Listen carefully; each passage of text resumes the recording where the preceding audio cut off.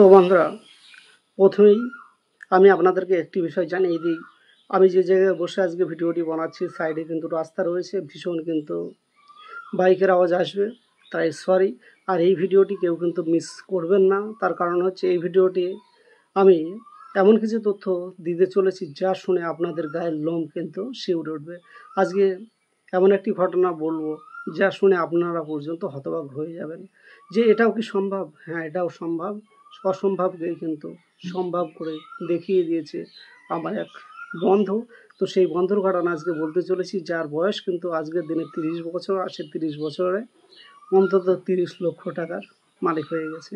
তো কিভাবে সে করলো সে ঘটনা আজকে তোমাদের সাথে শেয়ার করি।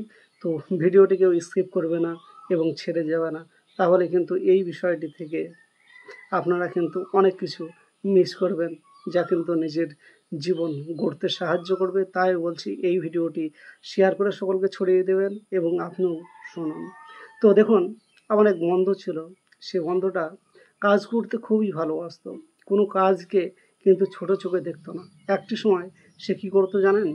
সেই মাঠের যে আখ হয়, আমরা যে ছোটোবেলায় আখ চোবাতাম, সেই আখ বিক্রি করে সংসার চালিয়েছে এবং নিজের জীবনকে একটু দাঁড় করানোর চেষ্টা করেছে। কিছু বুঝতে পারলেন? তারপরে ব্যবসা শুরু করে ভাজাভুজোর। সে ভাজাভুজো বিক্রি শুরু করে, আর ভাজাভুজো বিক্রি কিছুদিন চলতে চলতে সে আবারও বিজনেস পাল্টায়। তারপর কিছুদিন পরেই শুরু করে মুদির ব্যবসা। এইভাবেই একের পর এক একের পর এক।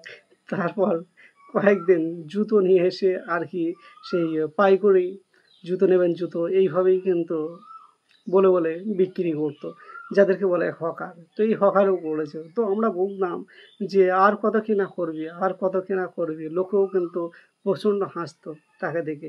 তো সে একটা সময় কি করলো, একটা দর্জির দোকানে সে কাজ শেখা শুরু করলো। কাজ শেখার পর আস্তে আস্তে সে কী করেছে, একটি কাপড়ের দোকান খুলে ফেলেছে। আর তার সাথে মোটামুটি আমার 7 বছর যোগাযোগ ছিল না, এরই ভেতর শুনছি তার দোকানটা খুবই বড় করে ফেলেছে এখন। আর সে এখন 30 লক্ষ টাকার মালিক। তাই বলছি, আপনারা কতবার চেষ্টা করেছেন? কতবার? একবার, দুবার, 10 বার? আর সে বন্ধু কি বলে জানেন? একবার চেষ্টা করে যদি ব্যর্থ হও, চেষ্টা করো শতবার। শতবার চেষ্টা করে যদি ব্যর্থ হও, তাহলে চেষ্টা করো 1000 বার।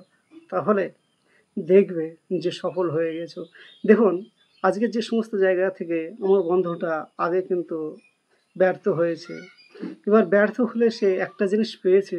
সে বলছে, আমি এক্সপিরিয়েন্স সেখান থেকে অর্জন করতে পেরেছি, আমি নিজের অভিজ্ঞতাকে বাড়াতে পেরেছি, নিজের ভেতর সাহস জুগিয়েছি যে আমি পারবো, আমার দ্বারা সম্ভব, এবং আমি বসে থাকবো না এইভাবে। আমরা যখন ক্রিকেট খেলতে ব্যস্ত, আমরা যখন মোবাইলে গেম খেলতে ব্যস্ত, আমরা যখন মোবাইলে জুয়া খেলতে ব্যস্ত, আমরা যখন বন্ধুদের সাথে আড্ডা দিতে ব্যস্ত, আমরা যখন বিভিন্ন রাজ্যে পাড়ি দিয়ে ঘুরতে ব্যস্ত, সে সময় আমার বন্ধু নিজের জীবনকে প্রতিষ্ঠিত করার জন্য ব্যস্ত ছিল। তাই আজকে সফল হয়েছে। তাই বলছি যে আপনারা কতবার চেষ্টা করেছেন, কতবার ব্যর্থ হয়েছেন। এখনও কিন্তু আপনাদের ভেতর চেষ্টার কমতি আছে। মানসিক যে শক্তি, এই শক্তিরও কিন্তু কমতি আছে। আপনি মানসিকভাবে প্রিপারেশন কিন্তু নিতে পারছেন না সেইভাবে।